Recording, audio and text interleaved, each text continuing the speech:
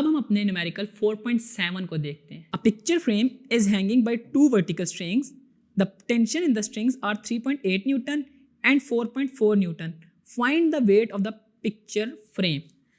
देखिए बड़ा सिंपल सा क्वेश्चन है, इसमें आपको ये बात पता होनी चाहिए कि अगर एक पिक्चर है वो जो बता रहा है सिनेरियो कि वो दो स्ट्रिंग से हैंग हुआ है और इनकी दोनों की टेंशन गिवन है, आपने इसका वेट फाइंड करना है। आपके पास T1 भी गिवन है और आपके पास T2। T1 आपके पास गिवन है 3.8 न्यूटन के इक्वल और T2 आपके पास गिवन है 4.4 न्यूटन के इक्वल। आपने इसका वेट फाइंड करना है। अच्छा, आपको ये बात पता होनी चाहिए कि जो फर्स्ट कंडीशन ऑफ इक्विलिब्रियम है वो क्या है, कि हमारे पास सम ऑफ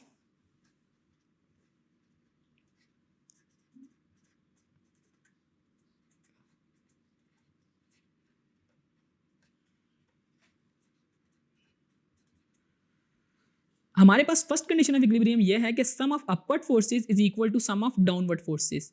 तो हमारे पास जो अपवर्ड फोर्सेस हैं उसमें T1 और T2 हैं, इनका मैंने सम ले लिया, और डाउनवर्ड फोर्सेस में मेरे पास सिर्फ और सिर्फ इसका वेट है।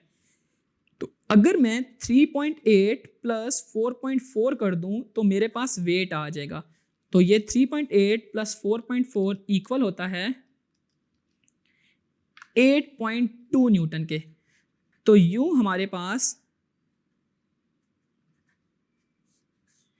इस फ्रेम का वेट आ गया by using the first condition of equilibrium.